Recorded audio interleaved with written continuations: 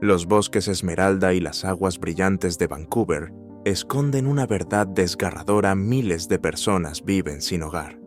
Como alguien que ha sido testigo del sufrimiento urbano, me atormenta la cruda realidad que existe entre el resplandeciente horizonte de la ciudad y las tiendas de campaña que abarrotan sus calles. Doing down here is surviving because that's all we can do because there's nothing left for us. La crisis de la falta de vivienda en Vancouver, al igual que las luchas de los sin hogar en Estados Unidos, es una tragedia silenciosa, alimentada por alquileres insoportables, una epidemia de opioides imparable y un clima despiadado. Acompáñame mientras profundizamos en las causas del costo humano, especialmente el dominio de la adicción y la tenue esperanza de soluciones. Esta es una historia que exige nuestra atención. El corazón oculto de una ciudad.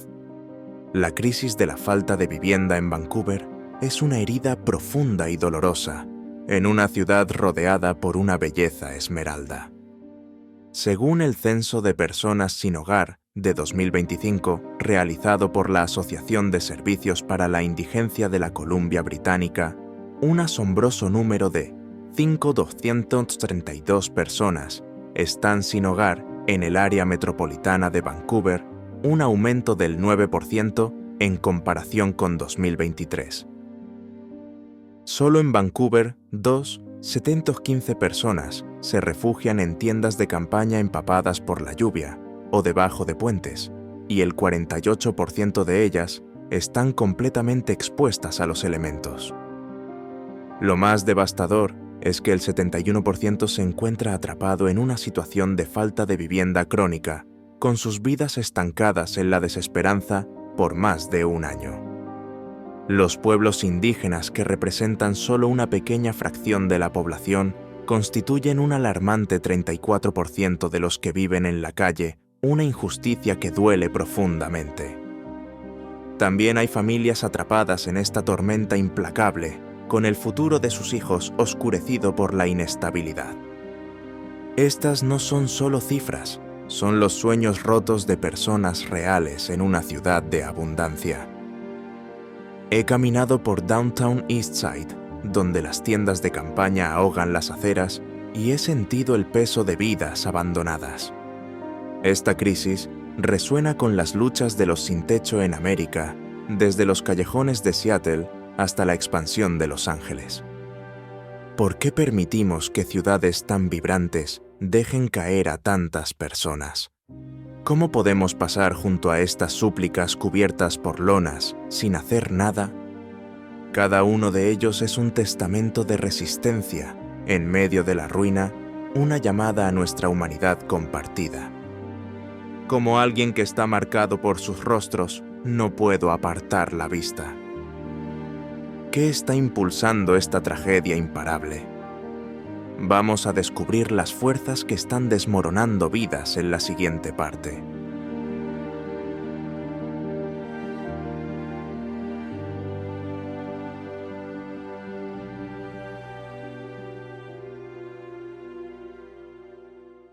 Las raíces de la ruina. Esta crisis en Vancouver no es un accidente, es una colisión brutal de codicia, dolor y sistemas rotos. El costo de vida es una bestia implacable. Las viviendas promedian más de 1 millón de CAD y un apartamento de una sola habitación exige entre $2,000 y $3,000 al mes.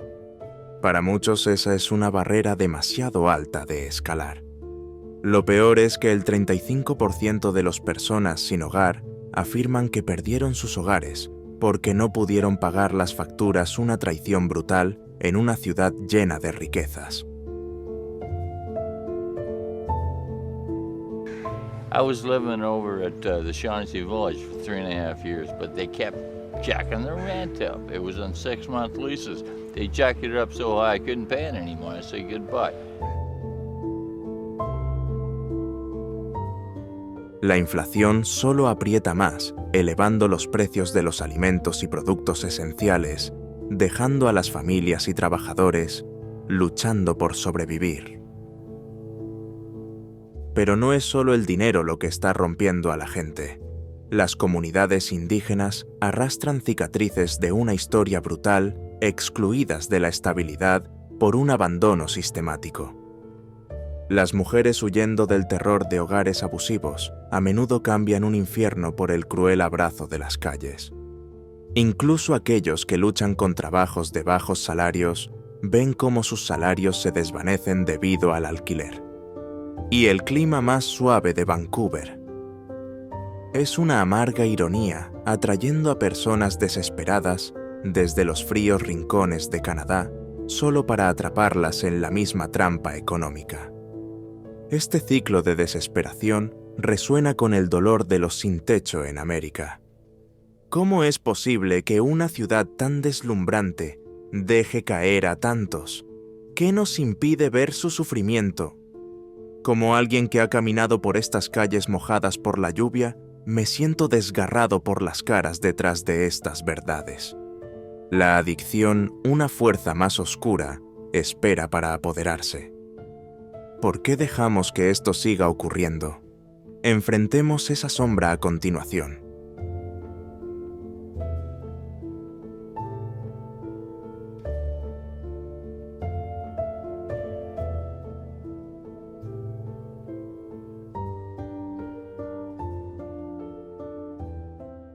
Fentanilo y la crisis de opioides, un amplificador devastador de la falta de vivienda.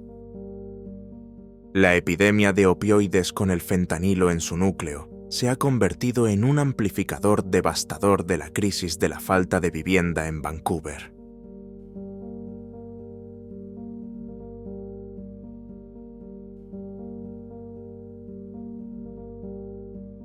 I wanted to myself. It was the worst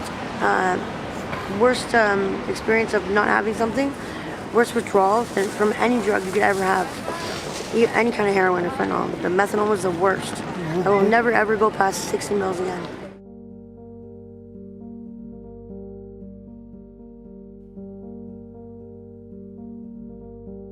Entre 2016 y 2024, la provincia de Columbia Británica perdió 8.506 vidas a causa de sobredosis, siendo Vancouver el epicentro de esta catástrofe. El fentanilo junto con la metanfetamina ha estrechado su control sobre la población sin hogar, constituyendo un alarmante 24% de aquellos que luchan contra el abuso de sustancias. El East Side del centro de la ciudad, el núcleo de la crisis, es donde la adicción y la falta de vivienda están intrínsecamente unidas, alimentándose mutuamente en un ciclo imparable. La adicción no solo acompaña a la falta de vivienda, a menudo la enciende siendo el fentanilo el actor central en la destrucción de vidas. Para el 40% de los sin techo de Vancouver, el abuso de sustancias, específicamente el fentanilo, les ha robado sus trabajos, hogares y futuros. Michael, un ex mecánico, es solo uno de muchos ejemplos trágicos. Tras una lesión que lo llevó a la adicción al fentanilo, Michael perdió todo, convirtiéndose en otro rostro de la falta de vivienda. Ahora, viviendo en una tienda de campaña empapada por la lluvia, lucha por mantenerse sobrio con su determinación apenas aferrada. Las calles donde los peligros acechan en cada esquina se convierten en un campo de batalla, donde las sobredosis de fentanilo cobran vidas y enfermedades crónicas como la hepatitis C se propagan debido al uso de agujas no seguras. Los inviernos duros de Vancouver, con temperaturas que oscilan entre los 0°C y 8 y lluvias constantes, hacen que sobrevivir en las calles sea aún más brutal, poniendo a personas como Michael en riesgo de hipotermia. Mientras tanto, las olas de calor del verano, como la sofocante ola de calor de 40°C de 2021, aumentan el riesgo de deshidratación y sobredosis. Con la constante destrucción de parafernalia de drogas por la lluvia, los usuarios desesperados recurren a alternativas peligrosas, poniendo aún más en riesgo sus vidas debido al fentanilo. Los sitios de inyección seguros de Insight y el uso de naloxona han salvado sin duda vidas, pero con solo 2.000 camas de tratamiento en toda la provincia y listas de espera de 1 año, este salvavidas es frágil. El ciclo de la adicción continúa, pero sin una acción audaz. Puede alguna vez romperse. 4. El cruel peaje de la naturaleza. El clima de Vancouver es tanto una bendición como una maldición para las personas sin hogar. Los inviernos son más suaves que en la mayoría de las partes de Canadá, con temperaturas que rara vez bajan de los 0 degrees, pero la lluvia constante y la alta humedad crean un ambiente que calará hasta los huesos. Imagina intentar mantenerte caliente y seco cuando tu único refugio es una tienda empapada en Crab Park. El verano trae alivio con temperaturas entre los 15 degrees y los 25 degrees, pero las olas de calor extremas, como la del 2021 que llevó los termómetros hasta los 40 degrees, pueden ser mortales para quienes no tienen acceso a sombra ni agua. Estos extremos afectan con mayor dureza a las personas sin hogar, transformando la supervivencia en una batalla diaria. El impacto en la salud es brutal. Los inviernos fríos y húmedos aumentan los riesgos de hipotermia, neumonía e infecciones en la piel, especialmente para aquellos ya debilitados por la adicción o enfermedades crónicas. En verano, la deshidratación y el golpe de calor son una amenaza constante, particularmente para los mayores o quienes consumen sustancias. Las pertenencias empapadas, desde mantas hasta documentos personales, son casi imposibles de reemplazar y la presión psicológica de vivir a la intemperie puede profundizar la depresión y la sensación de aislamiento. Los refugios ofrecen algo de alivio, pero con solo 1.000 camas disponibles en toda la ciudad, muchos son rechazados especialmente durante la alta demanda en invierno. El programa de respuesta a climas extremos de la ciudad agrega camas temporales, cuando las temperaturas bajan, pero es solo un remedio temporal ante una herida profunda. El cambio climático está empeorando la situación con inundaciones y olas de calor más frecuentes que interrumpen los campamentos y los servicios. ¿Cómo puede la ciudad prepararse para estos desafíos crecientes? Analicemos quiénes son los más afectados.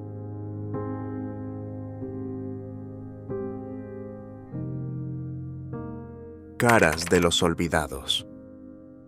La crisis de la falta de vivienda en Vancouver no es solo un problema local, es una dura realidad que resuena en todo Canadá.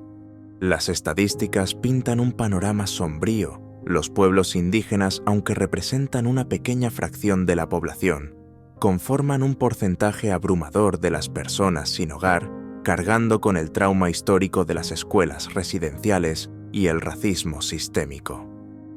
Las mujeres, muchas de ellas huyendo de la violencia doméstica, enfrentan riesgos aterradores todos los días en las calles. Personas como Perisa, una mujer sin hogar en Edmonton, conocen muy bien esta lucha. Lleva más de 3 años durmiendo en la calle, soportando el frío brutal. Ella relató una historia desoladora sobre ser trasladada repetidamente por la policía sin recibir ninguna oferta de refugio y siente que no sobrevivirá otro invierno difícil. Su experiencia es un recordatorio doloroso de aquellos que caen entre las grietas, especialmente las mujeres indígenas, que a menudo llevan el peso más pesado de esta crisis.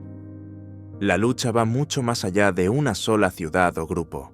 Los ancianos con pensiones bajas no pueden pagar los alquileres despiadados, viéndose obligados a elegir entre vivienda o comida. Los jóvenes que salen del sistema de cuidado infantil quedan sin red de seguridad, careciendo de las habilidades o el apoyo necesarios para escapar de su situación. Los inmigrantes luchan contra las barreras idiomáticas y los trabajos mal remunerados al borde de la desnutrición. Y las familias también están siendo arrastradas a esta crisis, con niños viviendo en autos o tiendas, a medida que la vivienda asequible desaparece. A lo largo de estas luchas, la sombra devastadora de la adicción y los problemas de salud mental atrapan a muchos en un ciclo vinculado a la epidemia de opioides. No se trata solo de números, son personas perisa temblando de frío, ancianos que pesan el alquiler contra una comida jóvenes, rechazados por los refugios. Es un llamado desgarrador a nuestra humanidad.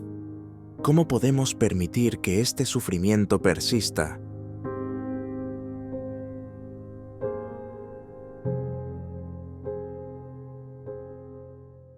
Luchando por la esperanza. La crisis de la falta de vivienda en Vancouver es un desafío enorme, pero la ciudad no está quieta. Como alguien que ha visto la esperanza brillar en los lugares más oscuros, me conmueven los esfuerzos que se están llevando a cabo, aunque a menudo parecen como curar una gran grieta con una simple venda. El modelo Housing First es la columna vertebral de la ciudad poniendo techos sobre las cabezas antes de abordar problemas de adicción o salud mental. Es un plan noble, pero con 3.000 personas desesperadas en listas de espera y muy pocas viviendas construidas, se siente como una luz débil en medio de una tormenta. El plan Belonging in BC de la provincia promete miles de nuevas unidades de vivienda y camas para refugios antes de 2030, pero el tiempo se está agotando rápidamente. Cuando las lluvias heladas del invierno llegan, el programa de respuesta a climas extremos abre refugios temporales, ofreciendo calor y comidas calientes. Sin embargo, con solo 1.000 camas en toda la ciudad, muchos se quedan temblando de frío. Organizaciones como Union Gospel Mission y el Ejército de Salvación son verdaderos héroes sirviendo café y mantas a las almas fatigadas al amanecer. He visto a sus voluntarios personas comunes como tú y yo llevar esperanza a los desamparados. Para la comunidad vietnamita de Vancouver, que cuenta con 30.000 miembros, grupos como Mosaic luchan para evitar que los inmigrantes caigan en el olvido conectándolos con trabajos y viviendas. El abrazo de la adicción requiere acciones firmes. Incite un pionero en sitios de inyección segura, salva vidas con agujas limpias y naloxona para revertir sobredosis. Pero con solo 2.000 camas de tratamiento en toda Columbia Británica y listas de espera que se extienden hasta un año, la ayuda parece estar fuera de alcance para muchos. La vivienda modular temporal ofrece un techo y los susurros de una aldea de casas pequeñas cerca de Crab Park despiertan la esperanza de un futuro más audaz. Estos esfuerzos brillan, pero no son suficientes. ¿Qué harías tú para cerrar esta brecha? ¿Cómo puede una ciudad tan vibrante hacer más? Como alguien conmovido por estas pequeñas victorias, me queda un sentimiento de querer más. ¿Qué nos está deteniendo? Enfrentemos las barreras a continuación.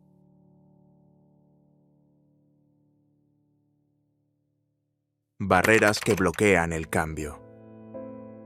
Como alguien que ha visto a las ciudades luchar con sus heridas más profundas, me impacta cómo los esfuerzos de Vancouver para ayudar a los sin hogar siguen encontrando barreras aplastantes.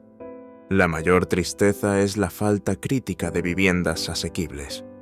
Con 3.000 personas desesperadas en listas de espera y solo una fracción de viviendas construidas, la esperanza se siente como un susurro que se desvanece. Peor aún, 630 unidades de bajo alquiler, que eran un salvavidas para los más pobres, han desaparecido por incendios o negligencia, un golpe al estómago para aquellos que luchan por sobrevivir. La crisis de los opioides. Una bestia implacable devora vidas con 8.506 muertes por sobredosis en Columbia Británica desde 2016.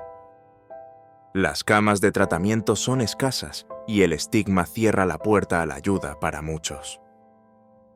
He oído hablar de personas que rechazan los refugios temiendo el juicio o perder sus pocas pertenencias, una lucha que refleja el sufrimiento de los sin hogar en Estados Unidos, desde las calles de San Francisco hasta los callejones de Portland.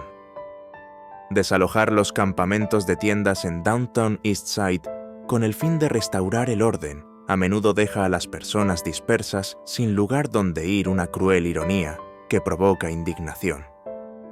El cambio climático agrava aún más la miseria con inundaciones y olas de calor más fuertes que destrozan los frágiles campamentos y abruman los servicios.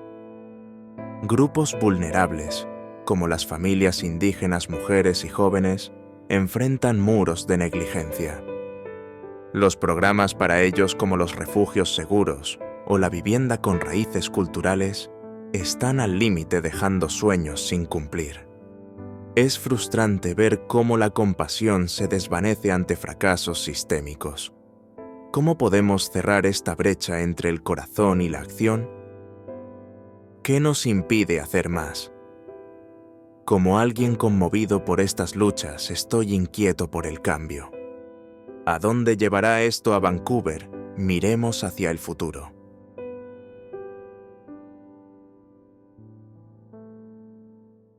Un camino hacia adelante o más dolor. Si no actuamos con determinación, la crisis de la indigencia en Vancouver podría salirse de control.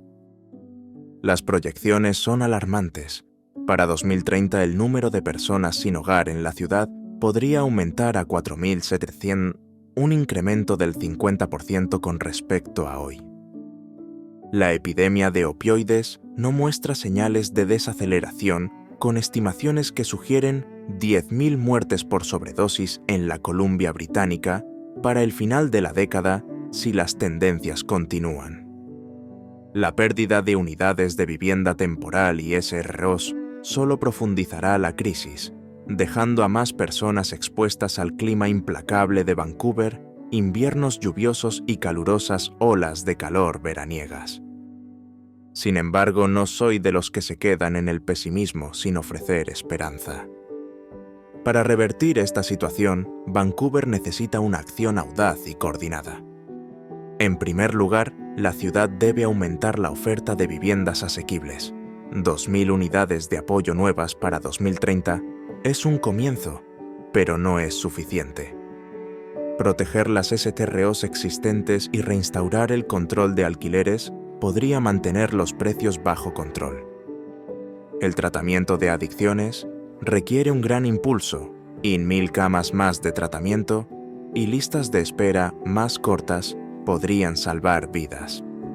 Los programas de reducción de daños, como la ampliación de sitios de inyección segura y el acceso a naloxona, son cruciales para mantener a las personas con vida hasta que estén listas para la recuperación. El apoyo específico para grupos vulnerables es fundamental. Las iniciativas de vivienda lideradas por pueblos indígenas, los refugios seguros para mujeres que huyen de la violencia y la capacitación laboral para jóvenes que salen del sistema de cuidado infantil podrían romper los ciclos de pobreza. La resiliencia climática también importa más.